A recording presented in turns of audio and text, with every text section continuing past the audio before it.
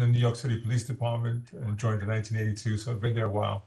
I was also the chief of police in the Administration of Children's Services, and now got this appointment as the sheriff, City of New York, and pleasure to be here to participate in your meeting. And it's an honor working with this administration and the sheriff's office and presenting all the different things that we do.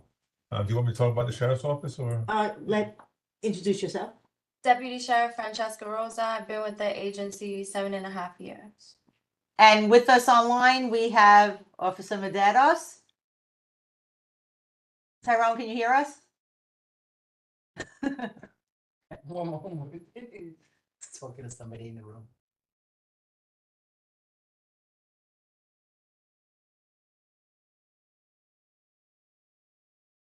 So we're going to get started with Sheriff Miranda. And I think what we really want to hear about is the big bust last week that you did with Assemblyman Zuccaro on Allenton Avenue. Oh, yeah, we did have some enforcement. Yeah, that was a good one. How many stores were hit? We've actually given the numbers for. It's kind of big. Yeah, I know what you're talking about. Hello, everyone. Hi. Sorry Sheriff about that. Miranda was just going to tell us about last week's operation on Allenton Avenue. So you good? Overall, we've done 23 inspections here in the 49 precinct. 7 arrests were made, 4 C summonses were issued, 2 sheriffs, 2 NOVs issued by the sheriff's office, 39 notices of violation were issued by DCWP, 160 violations, 974 violations so far in this command. Civil penalties were over 1,200,000 that were issued. Seizures, we did 21.9 cartons of untaxed cigarettes, 13,000 packages of other tobacco product, or close to 9,000 packages of flavored vape, 1,190 packages of THC vape, 798 packages of cannabis flower pre-rolls, and 695 packages of THC edibles at 87.9 pounds. Estimated value of the item C so far is over $500,000 in these inspections, and this is a total of 23 inspections. Wow. But that's just here in this command. We had the opportunity. This was from last week. It's from last week. Do you want to read from last week? Sure. So the operation that we did with Assembly Member Zuccaro, we actually hit 3 locations on Allenton Avenue. And the results of the inspections were 2 arrests, 4 C summonses, 6 notices of violations with 32 violations and 196 counts of violations, an estimated of $223,700 in penalties, civil penalties.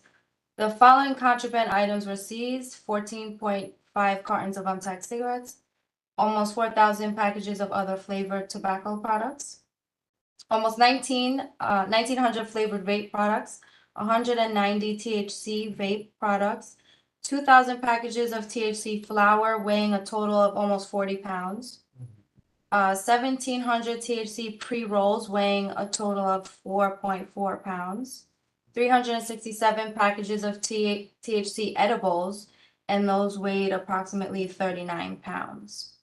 Wow. Good. So Do we you- have? I'm sorry. Did you mention the street value of that was?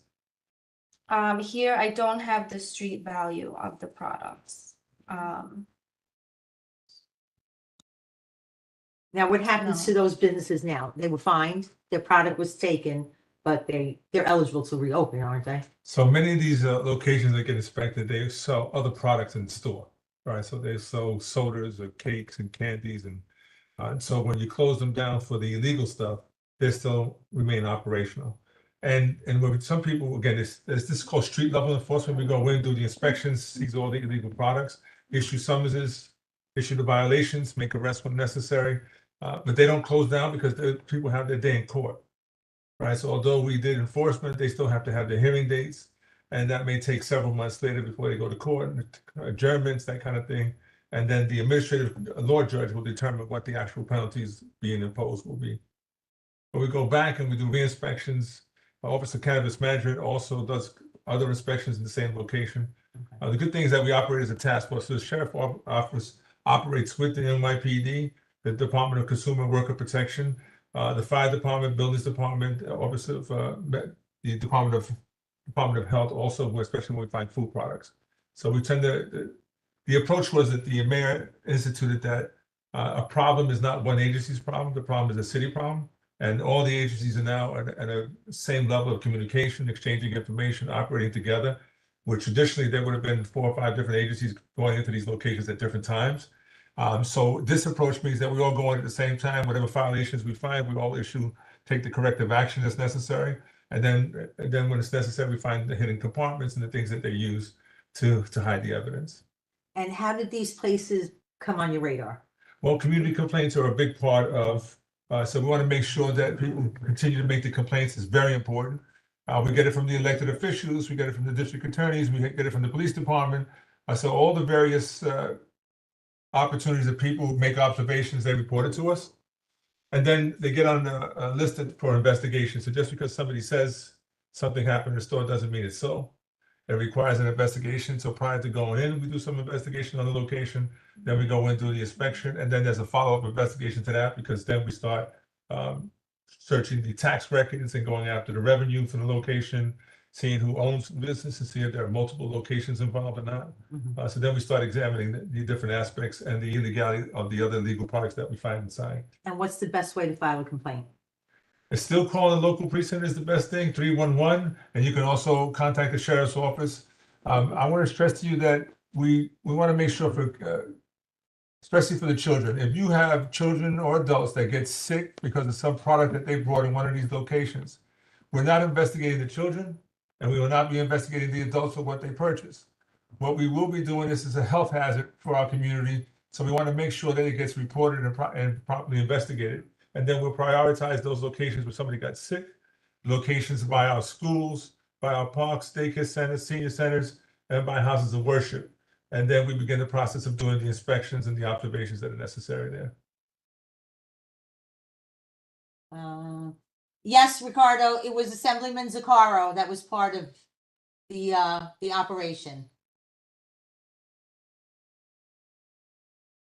Do you have any questions? No, I was just wondering, I believe I heard this morning about a child who died because he took something, and it was, I heard it this morning, and they arrested the people involved. Apparently they were using the store for, I guess, to sell some of these products. You mean the The date? daycare center? Yeah, daycare center, The yeah, that's daycare. right, yeah. Yeah, that was Friday. That's Friday? Yeah, Had an overdose, the child died from.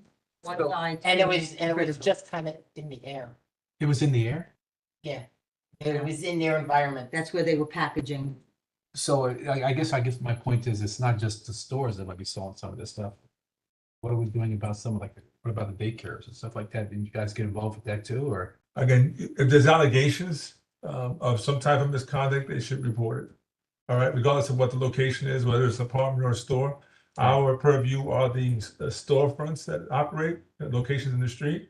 However, we work with the police department when it's necessary to go into apartments and other locations accordingly. So it's not a one-man operation that we're functioning with. We're a multi-agency approach to it. And so you can report it to us, and then we'll figure out the best approach to tackling the issue. Veronica, Deb, any questions? Kay or Roxanne, do you have any questions? Hi, it's Kay. No, not at this time. I'm finding what they have to say very fascinating. Thank you. Thank you, Kay. Roxanne? Yes, I do. Thank you so much. My first question is, have the sheriff notified the property owners regarding those unlicensed smoke shops of the recent violations, and have they notified the property owner per city council recently enacted law that they are supposed to proceed with eviction notice? Second, I noticed that the store that they share, which I see Sheriff Miranda at the premise, when they enter into the Evil Ghost Shop of Palm Parkway South, I think the address is 2180, they're open for business again, and so is the 2 tables outside pop-up shop selling the edibles laced with THC, and I think they were still selling some vapes, but I can't really see what they were selling because I don't want to go up close anymore. I think they know who I am. But I want to understand how you shut them down yesterday. They were temporarily closed and they reopened this morning. So can you give me an update on why this happened, please? So the process, just so you clear understanding, is we go in, we do inspections, we issue violations. If they make arrests, then they have criminal cases, they have to show up in court, and they have a court case and a date. Everybody is entitled to the due process. And the due process, even for the notices of violation, means that they have their day in court in front of an administrative judge who will impose whatever penalties. So they're not an instantaneous closure on these locations. They are subject to their process, right? So again, we inspect, we remove any illegal products that are in the store, issue the violations, make arrests when necessary, and then the location does remain open. We turn the location back over to whoever the owner or president is or identifies themselves. We identify all the people involved in the operation. We identify the owners of the corporation, and those are follow-up investigations that will target the people running the operation as opposed to the people that are quite often found inside the locations. Now, Mr. Gal would say that that they were operating again and selling these gummies on tables, I guess the sidewalks. Should we be going back there sooner than perhaps you might have planned to close them down again? Seems to me like that would strengthen the case when it comes before the judge. They're subject to multiple inspections by different agencies at this point. Once we do the initial, then we notify all their agencies and the follow-up investigations begin. And then go back. The Office of Cannabis Management, the state agency, has the greatest authority in this enforcement effort right now. It hasn't been delegated to a city agency yet. Their fines are more significant because it's at $10,000 and $20,000 a day when they find an operation in violation. So there's still different approaches. We're still in the process of trying to figure out how the state agency will delegate a city agency to have that level of enforcement. But they will operate, they will open up right after we finish until they get products. And even if we take all the illegal products, like I said, they still have the cakes and the candies and the sodas and the hookahs and things that they can sell. So you can't close them down in that respect when they have other business in the same location. But So this, basically, they let the horse out before the barn. That they said, all right, pot's legal. And now they're trying to catch up on who can mitigate any of the laws. Again, they decriminalize marijuana. And the language is very important for us, right? Decriminalizing it, and then the newspaper put down pot's legal. That's not the case. Decriminalization means that up to 3 ounces for personal use, those people weren't getting arrested for personal use. But the sale of marijuana has always been illegal and still is illegal. So there's just the enforcement now that has to take place. Roxanne had a good question. Were the landlords notified? The landlords, I know the city council passed a bill, a law that went into effect.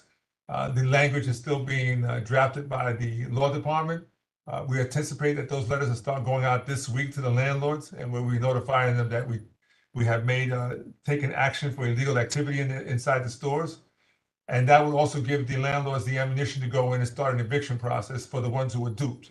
And for the ones who were participating willfully and just taking the money, then they will be fined accordingly at each day the location is still operational. And when they don't go after evicting the person, then the various district attorney's offices are engaging and taking over that process. Roxanne, did you have another question? Yes, thank you so much. I really am concerned not only with the unlicensed smoke shop, but more importantly with the 2 pop-up tables in front of that smoke shop. They set up shop from morning to evening, and they're selling their products to underage. So I just don't understand why the police can address it when it's being done outside, not inside a premise. Can you please clarify the law for me, please? Okay, so 2 different with the sheriff's office, and I guess Harris. he's raising his hand about the police department doing enforcement. Do you want to address it or do you want me to address it? I'll address it. That's fine. The policy right now with the New York City Police Department is that we're not allowed to go after general vendors. These guys are basically acting as general vendors, although we know that they're not general vendors. The problem is that when we get anywhere near them, they basically say that they're not selling anything. They're giving everything for free.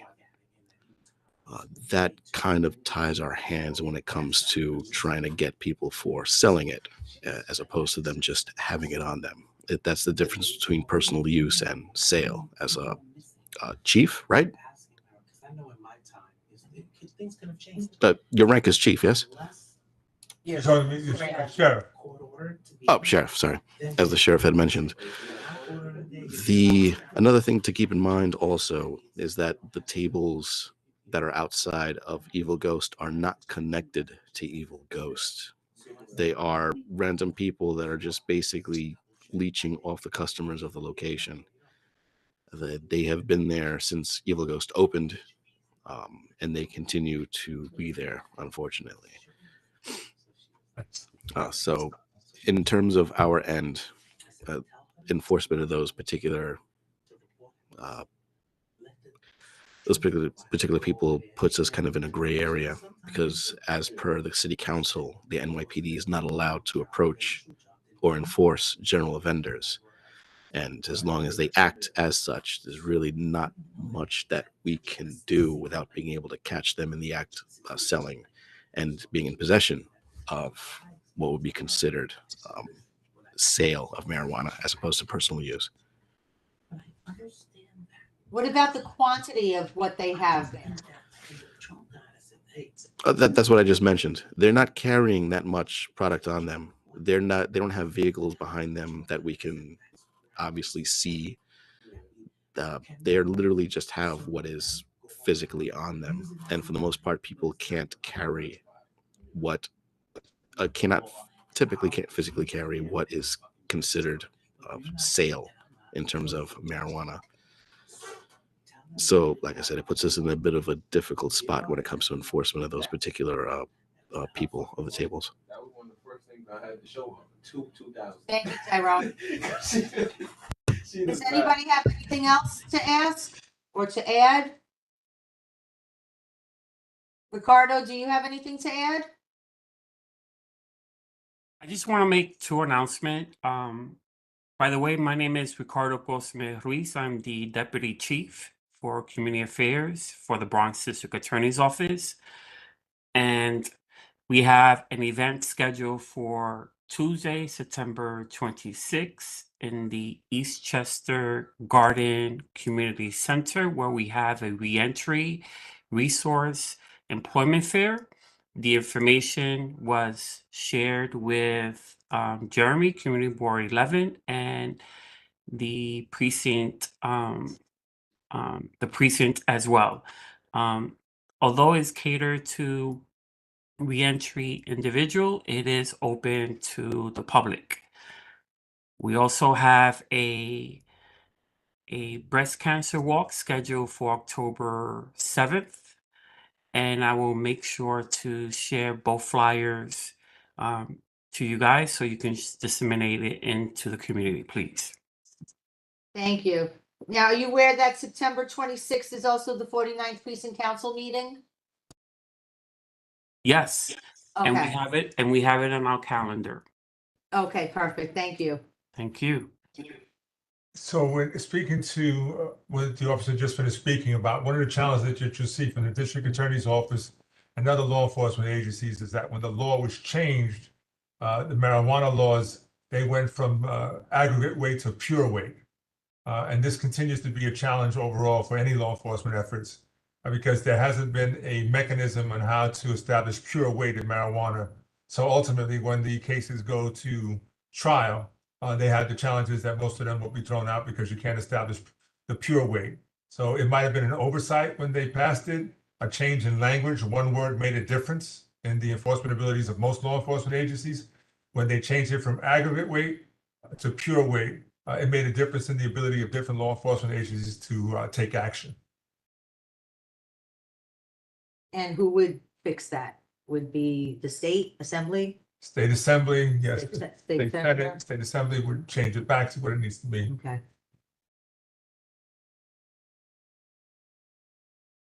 So John Zaccaro is very hands-on with this. Absolutely. We go out, we do inspections and throughout the entire city. We invite the elected officials out because quite often they're the ones who are sharing the community complaints with us. We also wanted to make sure that they understand the process that we go through when we go into these locations. So it's not 1, 2, 3. That last location that we did out here, I think we took out about 60 bags or more of product, right? So there's an entire process to bagging this and taking it out. So it's not 1, 2, 3. So people need to understand that. So we were in there for probably about 4 or 5 hours in between the two locations, just at one site. So depending on the volume, we can take a lot of time in there, and we want to make sure we document everything properly and make sure that we can prosecute the cases. So it is a process. But you will see from the state senate to the assembly to the city council to the borough president's office, even the district attorneys come out with us when we do enforcement in different places, and we invite them to come out so that they can partake in being visible in the community and seeing the efforts. You should know that your council here communicates locations, your elected officials communicate locations. So your complaints, again, they make a difference. So please make sure you continue to make the complaints. If you see new locations open up, report it as soon as possible so that we can put it on our radar and make sure it gets the proper enforcement. Thank you. Tyrone, you want to take over? Sure. Let's see. I don't think I said hi. Hello, everyone. I'm Officer Medeiros. I'm the crime prevention officer. I'm going to go down some of the statistics that we have for the past 28 days and for the year to date so that we understand where we are in terms of crime. I'm be going through index crimes specifically, which are felonies, murder, rape, robbery, felony assault, burglary, grand larceny, and grand larceny of automobiles. For the past 28 days, we are up 190% when it comes to burglary. That's 29 complaints as compared to 10 complaints this time last year. The next category that we are up is grand larcenies of automobiles. That's kind of been the constant theme every month for the past 3 years. We are up 105% in crime for the past 28 days for that. The hard numbers being 41 complaints as compared to 20 this time last year. For overall, we are up in every category. Year to date, we're up 24.7% in crime. The largest categories that we are up is once again burglary and grand larcenies of automobiles. Another category that we are unfortunately up in is rape. We are up 66% this year to date this year. That is 20 complaints as compared to 12 this time last year. A lot of those complaints, the majority of them for the most part, are acquaintance or friend or family related. 2 of those complaints that I'm aware of are actually from incidents that occurred years ago. One particular complaint was more than 10. But the reason why it gets counted for this year is because we took the complaint this year. The person that was gonna pick it up, I got it. Burglary for the year, we're up 87%. The raw number being 184 complaints as compared to 98 last year. And grand larcenies of automobiles, we're up 54% total for this year. We have 382 complaints as compared to 247 complaints last year. The total complaint numbers that we have for all the index crimes this year is 1,547 as compared to 1,241 last year. So as you can see, we are very much battling crime rise here in the 49 precinct. It has been a steady rise for the past 2 years.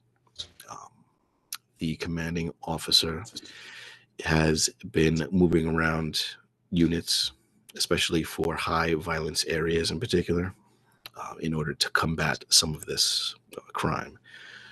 Unfortunately, the biggest drivers of crime right now are basically property crimes, grand larcenies of automobiles, a burglary. It's basically a challenge when combating this stuff. When it comes to grand larcenies of automobiles, about 1/3 of our complaints are coming from what Kias and Hyundai vehicles. They have a, I'm sure as you all know at this point, they have a security flaw in them that is similar to the security flaw found in Hondas of the 90s, making them extremely easy to steal using using stuff that you can find about anywhere.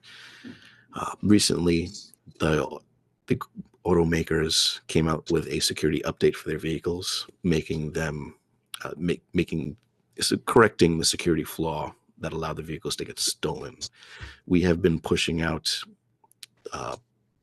through social media, through legacy media, through meetings, through papers, through mailers, as any type of way that we can in order to notify people that these updates are available and that they should get them.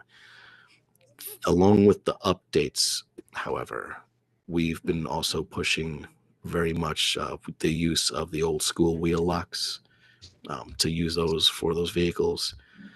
The people that are stealing them right now are not sophisticated car thieves. They're basically joyriders at this point.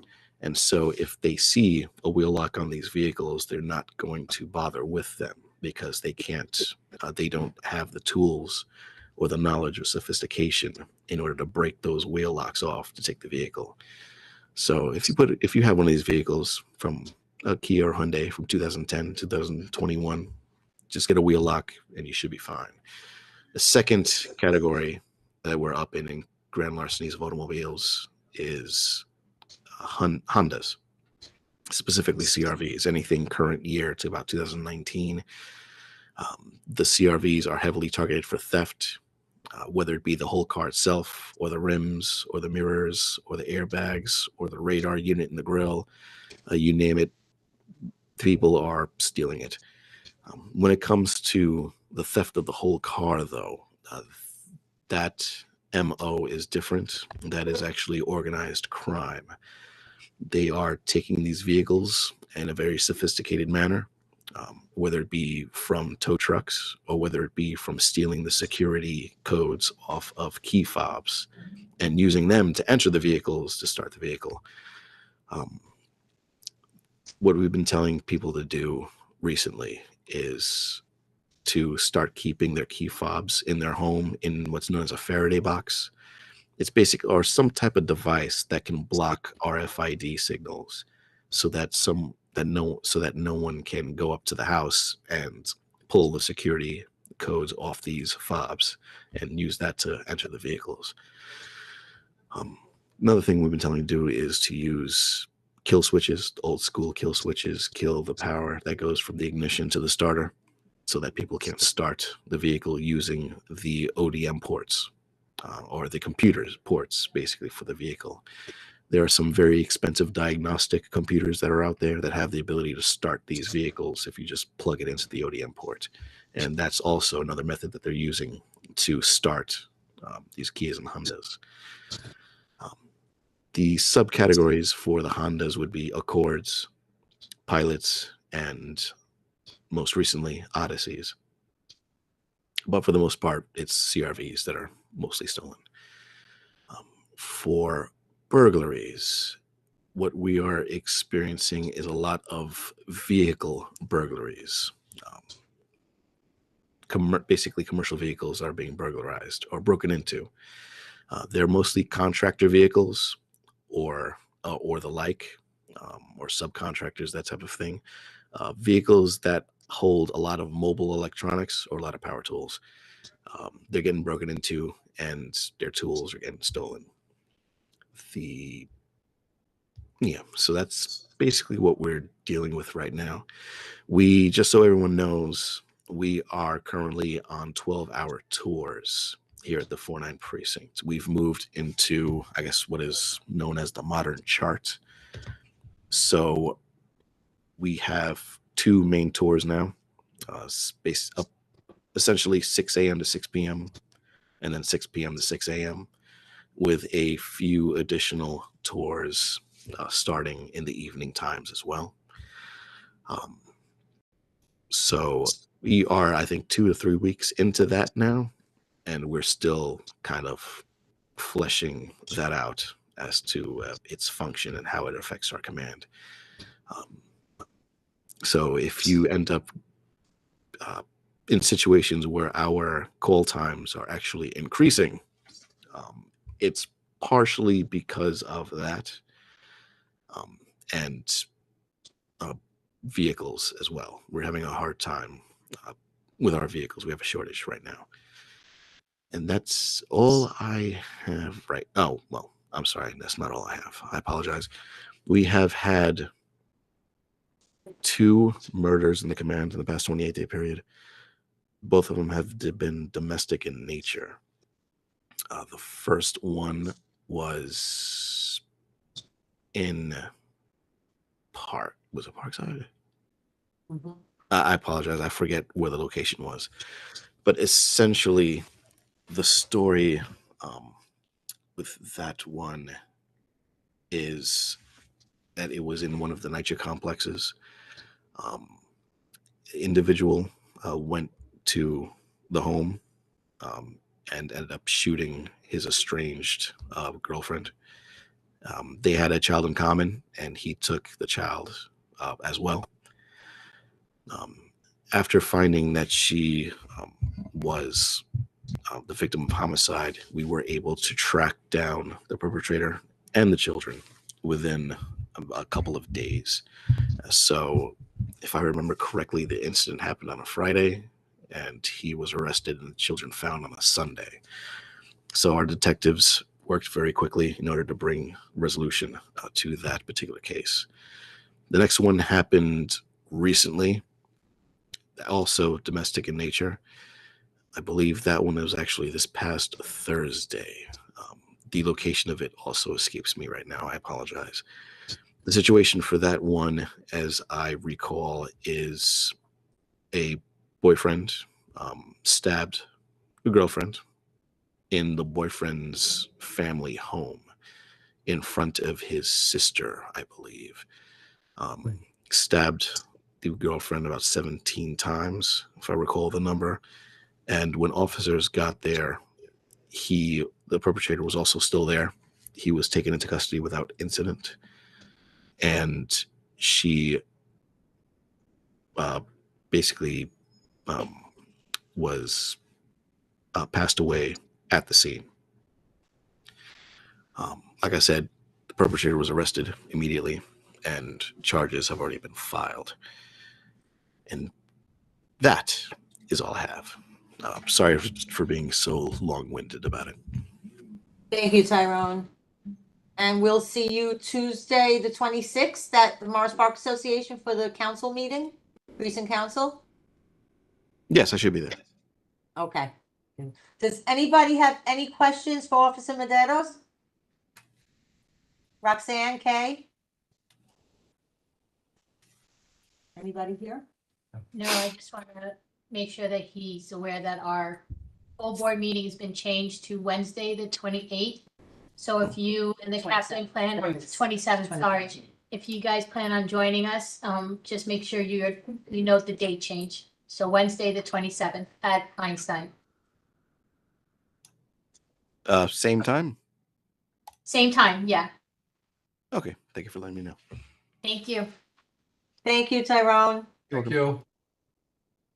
Does anyone have any old business to discuss? Roxanne? Yes, please. Thank you so much. I just like to ask the sheriff if he meets with the electeds to address all these loopholes in the recently passed bills statewide and citywide, because it saddens me that even with the laws in place, we still cannot close these smoke shops. And I don't want to go into details, but a lot of them share the same source in California. They tend to work in conjunction with each other. And who knows where all this money goes to: sex trafficking, terrorism. I just think it's a shame we allowed this to go for over 2 years now. And I recall when the Black and brown people were selling weed outside their home, they were getting arrested and placed in jail and their lives ruined. And we're allowing conglomerates to run this illegal smoke shop. So it's just really disheartening for me to see that even with these new laws, there still can't be much done to shut them down. Thank you so much. Thank you, Roxanne. Can I say something too? Yes. Okay, so I want to take a moment just to expand on the sheriff's office, because a lot of people didn't know what the sheriffs do collectively. So we're not just the smoke shop inspection agency, right? So We've been around for a long time. Most of the order protections that people need to file, the sheriff's office is a free service for the people. So if you have order protections and things you need, court papers, you need to get served, you should visit one of our offices. We have an office in each one of the boroughs. So we do all the orders of protections. We do all the emergency court orders. We do all the ERPROs and TERPOs, which are the emergency search warrants for weapons that are issued from the court. We'll also execute those. We also have the electronic monitoring program, the Alternatives to Incarceration, that for pre-sentencing, that is run through the sheriff's office. We have an extensive program monitoring those cases as well. And so, would that need anything else? We're doing the ghost vehicle enforcement. When you see these cars running around that are involved in crimes that the police department reports a lot, we do that enforcement as well. Seizing cars in the middle of the night mostly, and we take anywhere between 50 to 100 cars any evening that we come out and seize these vehicles. And we do checkpoints with Triborough Bridge and Tunnel and various agencies as well, as including the NYPD. And we seize and take those vehicles off the streets as well. They're uninsured, uninspected vehicles. So we seize them, issue summonses accordingly, and we take those vehicles as well off the street. That's like a broader spectrum of some of the other responsibilities that we have. I do want to share with you these totals of our enforcement efforts. Since the task force has begun, we have over 1,024 total inspections that have been conducted. A total of $32 million in civil penalties have been issued, and $19 million of illicit products have been seized since the start of the task force. Enforcement actions, 146 arrests have been made, 270 cease summonses have been issued, 355 notices of violation have been issued by the sheriff's office.